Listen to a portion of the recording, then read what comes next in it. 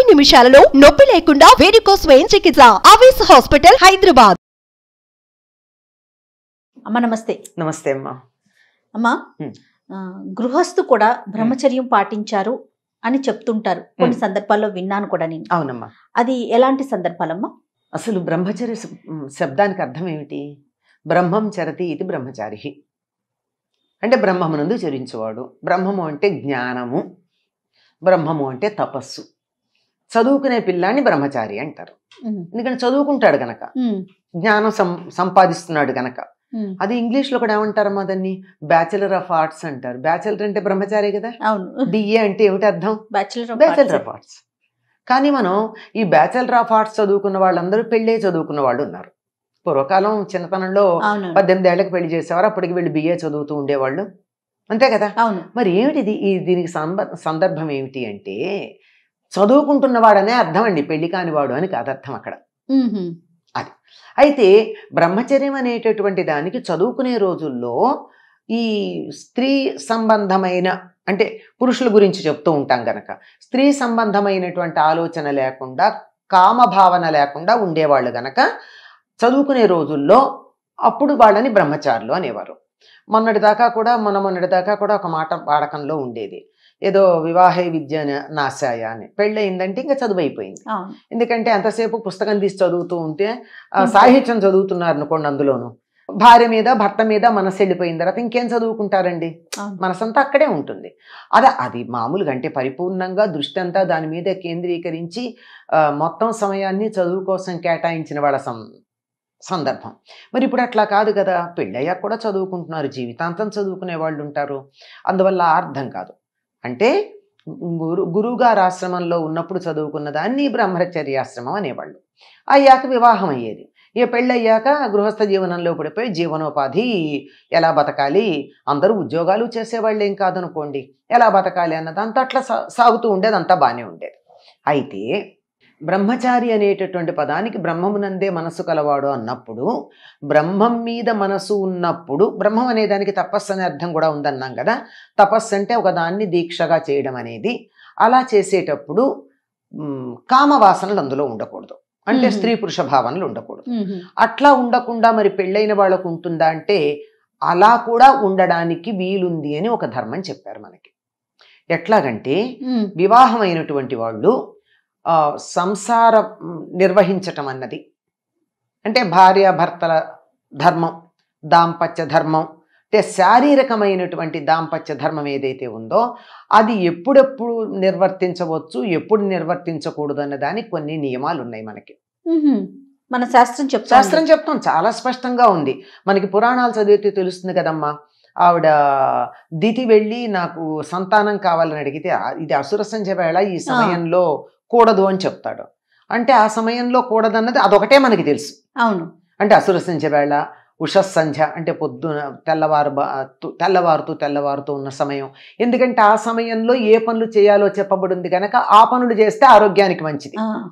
మనకి బయోక్లాక్ గురించి కూడా ఇప్పుడు ఆధునిక శాస్త్రంలో, సైన్స్లో చెప్తున్నారు కదా, ఏ సమయంలో కిడ్నీ బాగా పనిచేస్తుంది, ఏ సమయంలో లివర్ బాగా పనిచేస్తుంది, దానికి తగినట్టుగా మనం ఉంటే ఆరోగ్యం ఉంటుంది అని చెప్తున్నారు కదా. అట్లాగే నిషిద్ధ సమయాలు ఉన్నాయి. ఇప్పుడు చెప్పాను కదా, అసుర సంధ్య, ఉదయం. అట్లాగే కొన్ని తిథులు, ఆ తిథుల్లో భార్యాభర్తలు కలవకూడదు.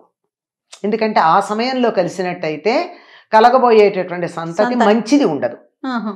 అట్లాంటివి తిథులు, నక్షత్రాలు, దినాలు కొన్ని ఉన్నాయి, స్పష్టంగా ఉన్నాయి. ఆ రోజుల్లో ఉండకుండా ఇవి కాక మరికొన్ని ఉన్నాయి. మరికొన్ని అంటే రేపు తద్దినం పెట్టబోతున్నారు తండ్రిది, ఆ ముందు రోజు, ఆ రోజు, మర్నాడు, ఆ 3 రోజులు బ్రహ్మచర్యం పాటించాలి. తండ్రికి తల్లికి ఎవరికి తద్దినం పెట్టినా అంతే కదా, వాళ్ళకే పెడతారు. లేని సందర్భంలో కొద్దిమందే మహానుభావులు మిగిలిన వాళ్ళకి, బంధువులకి పెట్టేవాళ్ళు ఉంటారు. అట్లాగా రేపేదో సత్యనావర్తనం చేసుకుంటున్నాం, రేపు కన్యాదానం చేస్తున్నాం, రేపు కొడుకు ఒడుగు చేస్తున్నాం, రేపు గృహప్రవేశం చేస్తున్నాం, ఇట్లాంటివి కొన్ని ఉంటాయి కదా. రేపు శివరాత్రి రోజు గురించి మాట్లాడతారు. రేపు శివరాత్రి అంటే దానికి ముందు రోజు.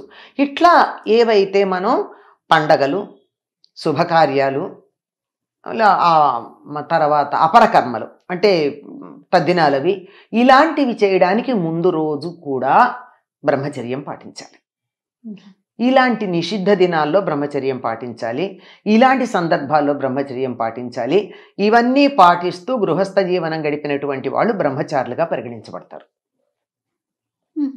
వాళ్ళను కూడా బ్రహ్మచారి అని అనాలి. అంటే గృహస్థయుండి బ్రహ్మచర్యం పాటించటం,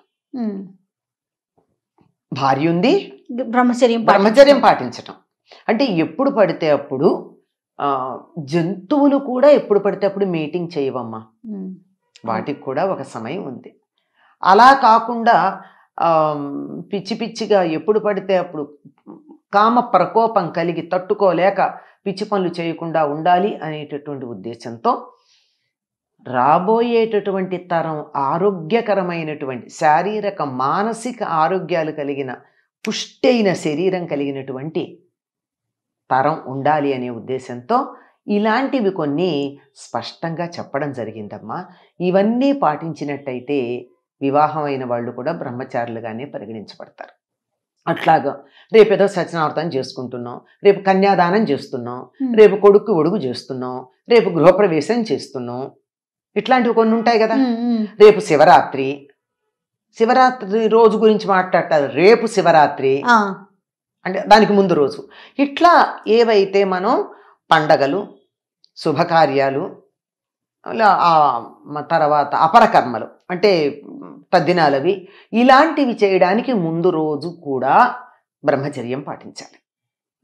ఇలాంటి నిషిద్ధ దినాల్లో బ్రహ్మచర్యం పాటించాలి. ఇలాంటి సందర్భాల్లో బ్రహ్మచర్యం పాటించాలి. ఇవన్నీ పాటిస్తూ గృహస్థ జీవనం గడిపినటువంటి వాళ్ళు బ్రహ్మచారులుగా పరిగణించబడతారు. వాళ్ళను కూడా బ్రహ్మచారి అని అనాలి. అంటే గృహస్థయుండి బ్రహ్మచర్యం పాటించటం, భార్య ఉంది బ్రహ్మచర్యం పాటించటం. అంటే ఎప్పుడు పడితే అప్పుడు జంతువులు కూడా ఎప్పుడు పడితే అప్పుడు మీటింగ్ చేయవమ్మా, వాటికి కూడా ఒక సమయం ఉంది. అలా కాకుండా పిచ్చి పిచ్చిగా ఎప్పుడు పడితే అప్పుడు కామ ప్రకోపం కలిగి తట్టుకోలేక పిచ్చి పనులు చేయకుండా ఉండాలి అనేటటువంటి ఉద్దేశంతో రాబోయేటటువంటి తరం ఆరోగ్యకరమైనటువంటి శారీరక మానసిక ఆరోగ్యాలు కలిగిన పుష్టైన శరీరం కలిగినటువంటి తరం ఉండాలి అనే ఉద్దేశంతో ఇలాంటివి కొన్ని స్పష్టంగా చెప్పడం జరిగిందమ్మా. ఇవన్నీ పాటించినట్టయితే వివాహమైన వాళ్ళు కూడా బ్రహ్మచారులుగానే పరిగణించబడతారు. నమస్తే అమ్మా. నమస్తే అమ్మా.